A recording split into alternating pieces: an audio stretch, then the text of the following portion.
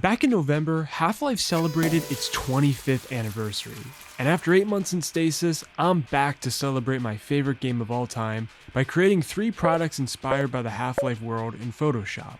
Now, let's not keep anybody waiting in the test chamber and dive right into it. So for my first product, I immediately thought of those toxic waste sour candies that literally burn the flesh off your tongue. And what better creature to base a toxic waste candy off of than the bull squid? First things first, we're gonna need the name of our candy to match the vibe of the bull squid. So I went with a thicker fluid-like font that's stretched so it matches the funkiness of our 6-tentacled friend. Speaking of those 6 tentacles, I'm going to grab these 3D models from Envato Elements. Not sponsored, by the way, I just love their service. And I'll arrange them like this so we have a reference to do some tracing. I didn't want to show the whole bull squid on the front of the bag just to keep it shrouded in mystery. Those guys really catch you by surprise sometimes during the game.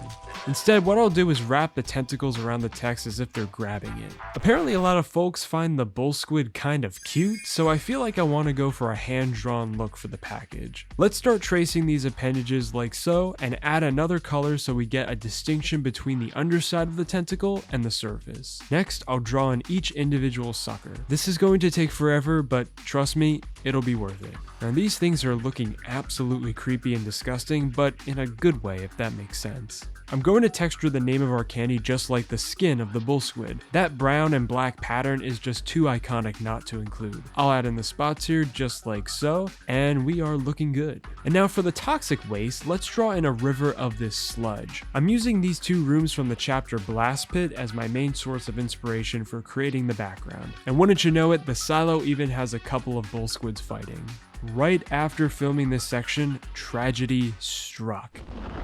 My file containing all the source artwork became corrupted. So I did what any seasoned designer would do.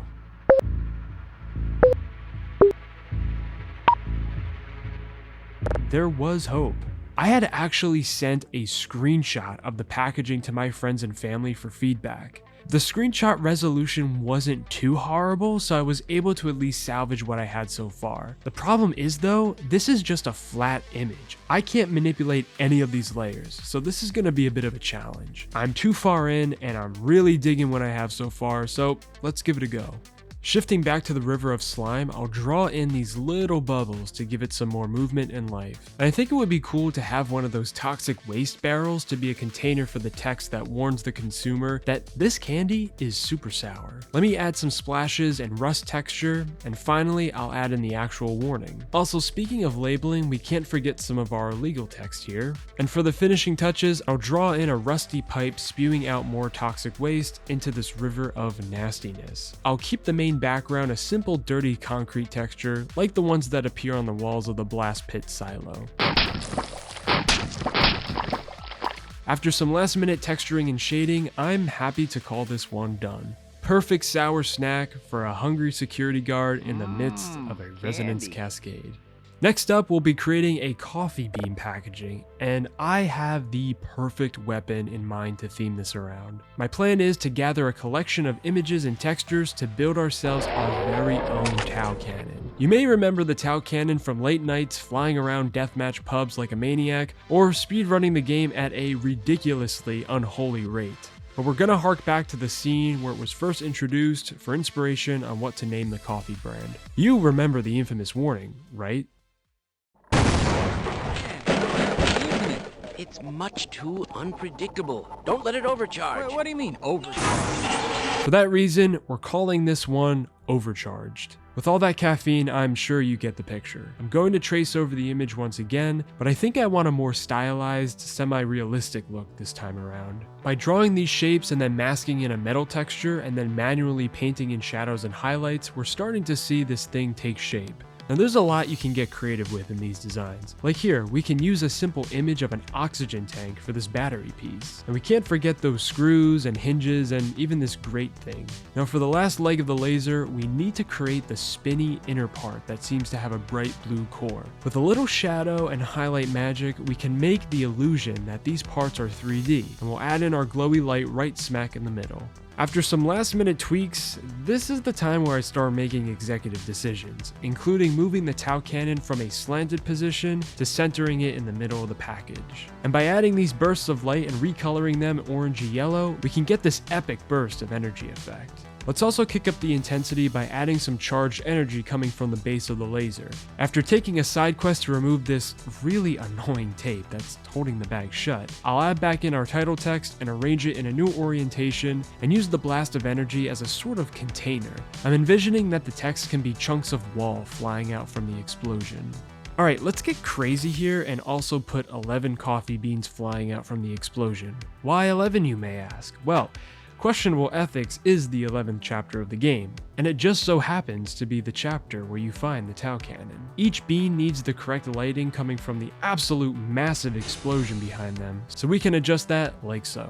And then let's insert a concrete texture similar to the ones found in Questionable Ethics. That's also why I went with the blue coffee bag, because the color scheme of each level is very blue. Then we can paint in some rim lights and shadows to give the text a little lift in dimension, as well as add some of that orange light coming from the bottom. The text is really giving me Half-Life Alpha and old 90s games vibes, which I really like. I'll finish off Overcharged by adding some cracks and missing pieces of the title text, and adding some of these trails to give the coffee beans just a touch of more movement, like they're flying in different directions.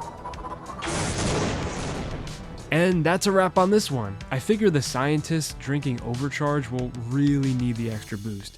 They are in for a long shift. Do you know who ate all the donuts? For our final brand design today, let's finish strong with a drink to keep cool in the scorching New Mexico sun, inspired by everyone's favorite top secret sector, Sector F. The Lambda Complex. Now, the Lambda symbol is such a classic visual element throughout the series. The real Greek letter has this sort of elegance to it. It's almost pretentious. So let's make a beverage that only the most distinguished, ridiculous tie-wearing associate would drink. Lambda Lemonade. I know, it kinda sounds like a recipe out of the Star Wars book Wookiee Cookies. Did anyone else have that in their library? So I want to add the Lambda logo up at the top, so it'll be the main visual element you see when you open the drink. I could just slap the classic Lambda logo on it, but that's kind of too easy. So I'll jump into Adobe Illustrator, type the letter Y in this neat font I found, flip it, and there is our base for our new Lambda logo. This top part kind of looks like a fruit stem, so I can sculpt that down a bit and draw in a leaf. Then I'll take this nifty pencil tool and expand the right tail at the bottom of the letter. Now to give it that classic HEV suit orange, and there is our new Lambda logo. Then for the actual bottle design, I'll throw in that scorching sun we were talking about earlier and add in our font. And again, we can't forget our legal text. Next, I want the central element to be the mesa from the Black Mesa logo. So to create that, I grabbed this stock image and cut away parts to make it look more like the logo, and then I can add in some sketch filters to make this look more simplistic. And I'll add a drop shadow to give it that darker edge, and fade away the outer parts with this rock brush I found to give it that stamped vibe. Now the word lemonade is kind of burning my eyes right now. So let's move the legal text back to the left and shift the whole design up to make some room here. I feel like we're missing an actual lemon in here somewhere, so I can just quickly draw in one and replace one of the O's in lemonade. For the home stretch, I want to adjust the colors of the mesa so it blends into the bottle's label a bit more, and I also did a little switcheroo with the fonts so that the font used for Lambda matches our new logo. It's ready. You must go now. And there we have it. Well, it looks like the grunts got a hold of one of our bottles here, and I really can't blame them. When you're fighting an interdimensional war in the desert, you're gonna get thirsty. Okay, so I want to know, which of these 3 designs is your favorite? Which one are you dying to try? Let me know in the comments. Oh, and by the way, if you're interested in seeing me go head to head with Adobe's generative AI, then check out this video right here. As always, take care, and thanks for watching. It's time to choose.